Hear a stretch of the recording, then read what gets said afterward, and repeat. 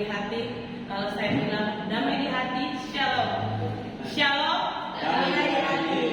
Damai di hati. Shalom. Puji nama Tuhan, kita ada sampai saat hari ini. Semua itu karena kemurahan Tuhan, bukan karena kekuatan kita semua, tetapi semua itu karena kemurahan Tuhan. Saya percaya kita datang untuk beribadah, yaitu untuk berjumpa dengan Tuhan, bukan untuk mau tunjukkan kepada orang lain bahwa ini kita rajin beribadah, tetapi semua itu karena kemurahan Tuhan. Sebelum kita membaca ayat kebenaran firman Tuhan di sore menjelang malam hari ini, kita akan berdoa terlebih dahulu. Mari kita satu dalam doa. Segala puji, hormat, dan kemuliaan bagi-Mu Tuhan, kami naikkan ke hadapan hadirat-Mu yang kudus Tuhan. Kami sangat berterima kasih Tuhan, kami boleh berkumpul bersama-sama untuk datang memuji dan menyembah-Mu di sore menjelang malam ini Tuhan. Kami sudah memuji dan menyembah-Mu Tuhan, sekarang kami akan mendengarkan sedikit kebenaran firman-Mu Tuhan.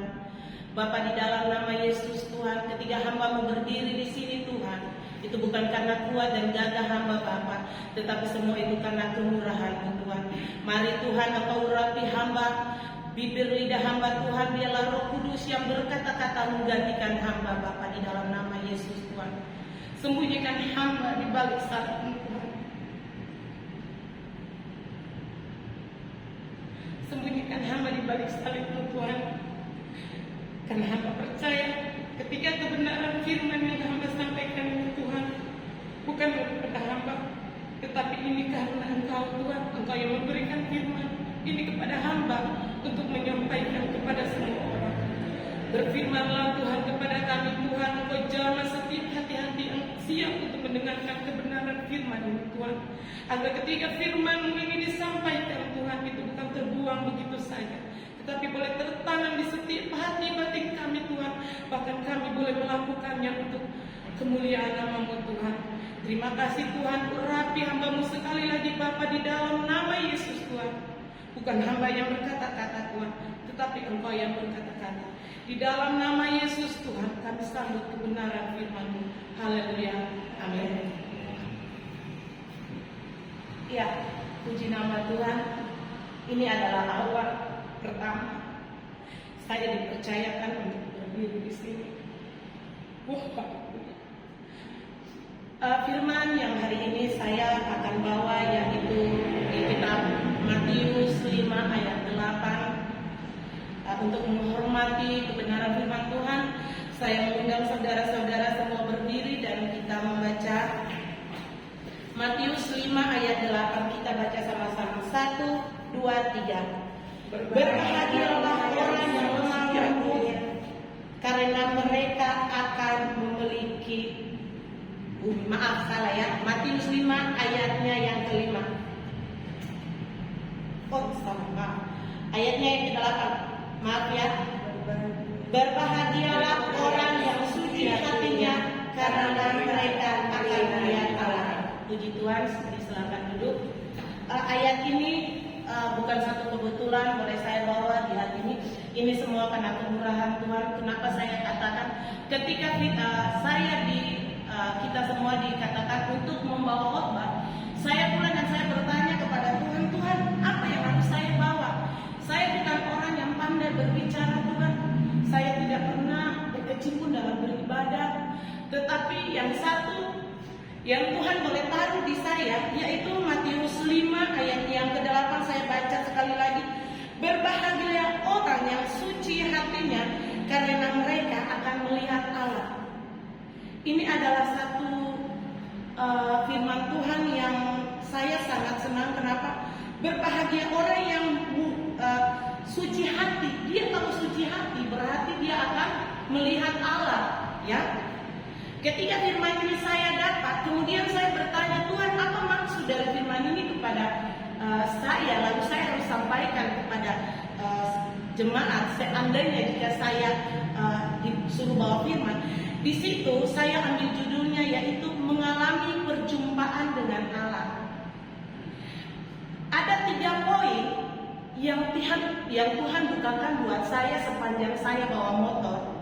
yaitu yang pertama dari ayat Matius 5 ayat 8, yaitu suci hati. Ya, ini yang pertama adalah suci hati. Berbicara tentang suci hati, berarti kita tahu bahwa Kamus Bahasa Indonesia mengatakan bahwa suci hati itu berarti hati kita itu bersih, murni, tulus. Ya. Murni, tulus, ya. Di situ kalau kita punya hati suci, berarti kita akan melihat Allah, bukan karena melihat Allah secara langsung, bukan. Ada beberapa macam cara yang akan Allah lakukan kepada kita atau Tuhan lakukan kepada kita, bahwa oh ya, inilah Tuhan yang Dia berkenan melakukan sesuatu kepada kita. Yang berikut saya ambil dari Mazmur 24 ayatnya yang keempat, saya baca saja. Orang yang bersih tangannya dan murni hatinya, yang tidak menyerahkan dirinya kepada penipuan dan yang tidak bersumpah palsu. Wow, firman ini katakan bahwa orang yang bersih tangan dan murni hatinya, sudah ada kata suci, berarti murni lagi. Jadi suci, murni. Di situ tuh Tuhan menuntut kita punya hati itu harus suci dan murni. Bukan saja hati, tetapi bahkan tangan kita, kaki kita, pendengaran kita, mulut kita, mata kita. Bagaimana semuanya itu kita jaga untuk kemuliaan nama Tuhan.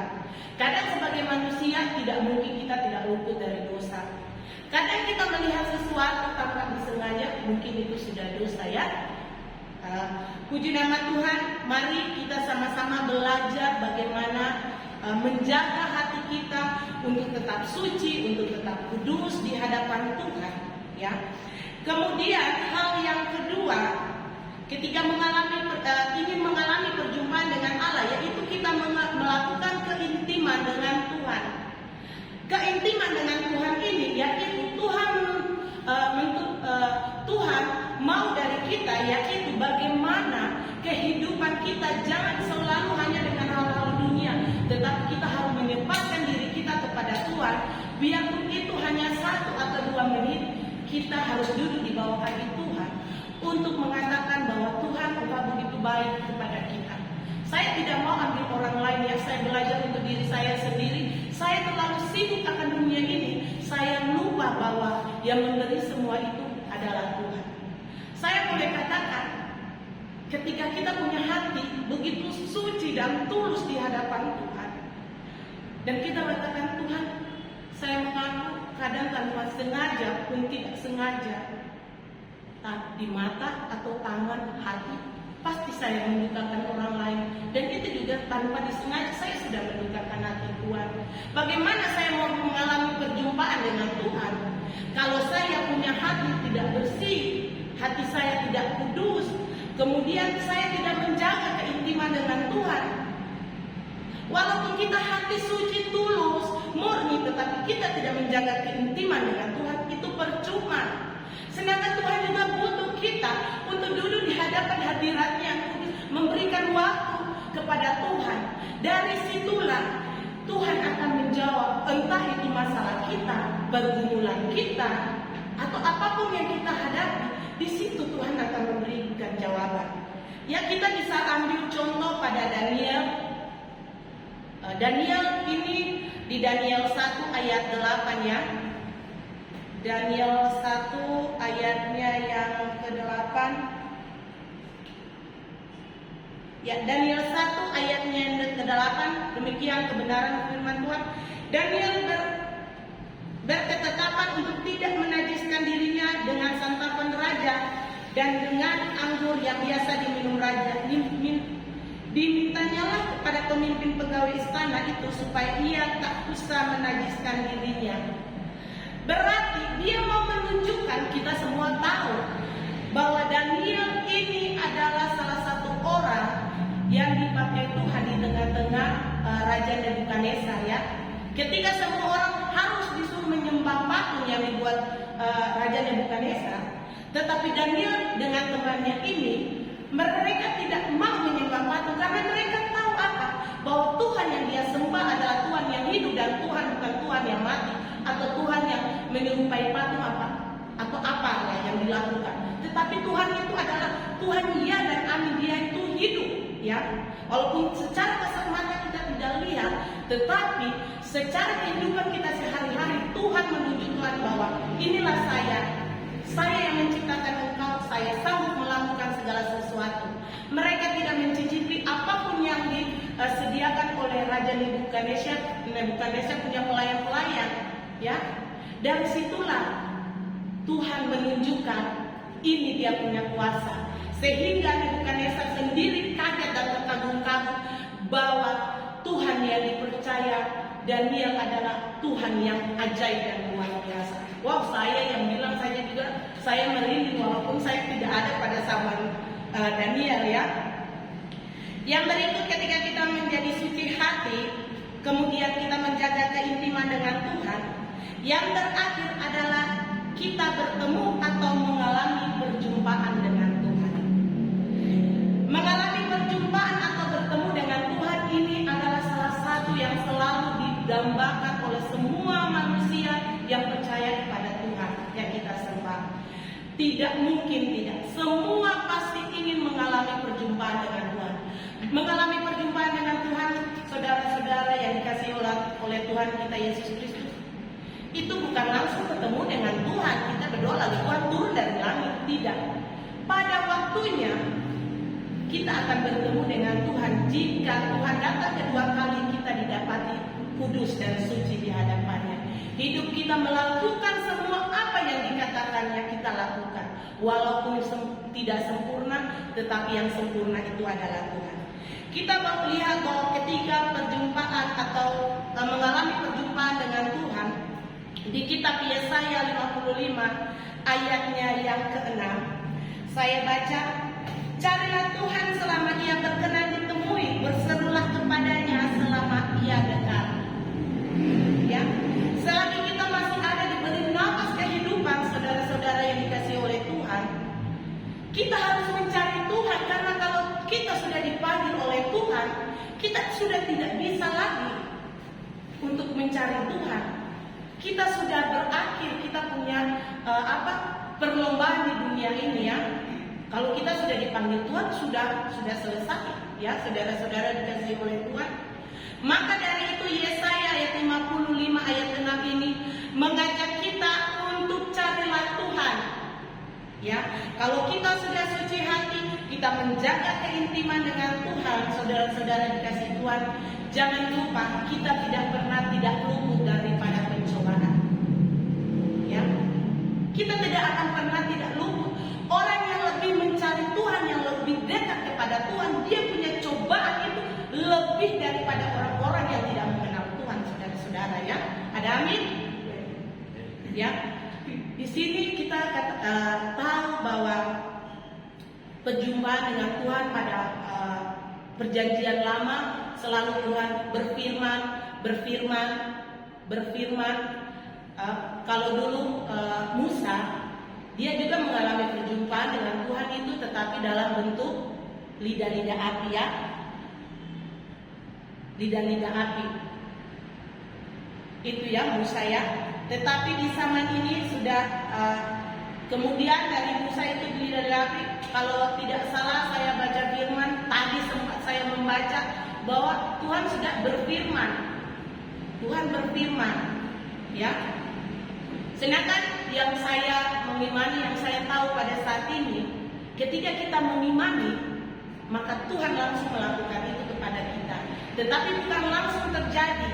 Kita harus suci hati dulu. Kita harus datang berdoa,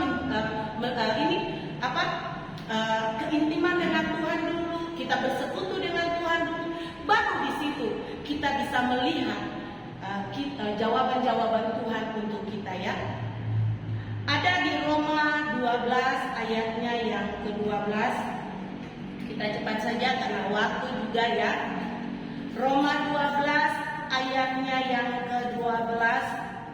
Firman Tuhan katakan, jangan bersukacitalah dalam pengharapan, sabarlah dalam kesesakan, dan bertekunlah dalam doa. Sekali lagi firman Tuhan berkata, bersukacitalah dalam pengharapan, sabarlah dalam kesesakan, dan bertekunlah dalam doa. Puji nama Tuhan. bahwa kita harus sabar, ya. Kita harus tetap bersukacita dalam kesesatan. Kita harus tetap bertekun, ya. Bertekun juga, ya. Kita sabar juga berarti kita menjaga kita punya hati kan dari setiap cobaan-cobaan yang kita alami, ya, saudara-saudara yang dikasihi Tuhan. Ada juga saya boleh ambil contoh nabi-nabi yang boleh mengalami perjumpaan dengan Tuhan. Kalau saya salah, mohon maklumi, ya. Ada Yesaya, Musa, Elia, Yeremia. Itu adalah nabi-nabi yang mengalami perjumpaan dengan Allah pada zaman dulu. Tetapi jangan kita berhenti bahwa mereka saja zaman dulu saja boleh mengalami perjumpaan dengan Tuhan. Tetapi kita juga harus lebih daripada kita punya nabi-nabi yang dulu, ya. Kita harus mengalami perjumpaan dengan Tuhan. Bagaimana kita mengalami perjumpaan dengan Tuhan? Yaitu kita harus menjaga kesucian hati kita, tubuh kita, mata kita, tangan kita, tutur kata kita, ya. Perkataan kita, ucapan kita itu kita harus jaga. Yang kedua, sekali lagi saya ingatkan bahwa keintiman dengan Tuhan itu juga harus dilakukan, ya. Saudara-saudara dikasih Tuhan, walaupun kita suci hati, saya ingatkan tanpa keintiman dengan Tuhan sia-sia. Jadi kita harus suci hati, kita harus melakukan keintiman dengan Tuhan, yaitu bersekutu, berdoa, ya, memuji dan menyembah Tuhan. Dan yang terakhir yang saya katakan tadi, yang kita bisa sama seperti Yesaya, Musa, dan Yeremia, nabi-nabi yang dahulu, yaitu kita akan mengalami perjumpaan dengan Tuhan. Ya, kita mengalami perjumpaan dengan Tuhan bukan secara kasat mata, tetapi dengan sesuatu yang Tuhan jawab. Mungkin Tuhan, saya butuh ini untuk saya punya anak membayar uang SPP. Tuhan bisa memakai orang lain untuk memberikan uang kepada kita, lalu kita bisa membayar kita punya anak uang SPP. Ya, saya percaya dengan yakin bahwa ketika kita melakukan ketiga hal ini dalam kehidupan kita sehari-hari, apapun problem masalah yang kita alami, kita yakin dan percaya Tuhan akan menjawab seturut dengan kehendaknya. Puji nama Tuhan, demikianlah kebenaran firman Tuhan di sore menjelang hari ini. Saya boleh berhenti berkata-kata tentang kebenaran firman Tuhan, tapi saya percaya dan yakin bahwa Roh Kudus tidak akan pernah berhenti untuk menyampaikan kebenaran firman Tuhan. Puji nama Tuhan, mari kita berdoa. Segala puji, hormat, dan kemuliaan kami naikkan kembali kepada hadirat-Mu yang kudus, Tuhan. Hamba boleh berhenti berbicara, hamba boleh berhenti berkata-kata tentang kebenaran firman-Mu, Tuhan. Tetapi hamba percaya Tuhan Yesus, Engkau akan mencurahkan Roh Kudus-Mu dalam setiap hati-hati jemaat-Mu yang datang pada hari ini, Tuhan. Engkau kuatkan mereka selalu, Tuhan. Engkau ajari kami selalu, Tuhan, untuk menjaga setiap hati kami, tubuh kami, dalam sikap perbuatan tingkah laku kami, Tuhan. Bahkan Tuhan, Engkau ajari kami, ya Tuhan, untuk selalu datang untuk memuji dan menyembah-Mu, Tuhan. Walaupun itu hanya 5 atau 10 menit, Tuhan, Engkau terus mengajari kami untuk tetap datang dan setia bersekutu kepada Engkau, Tuhan.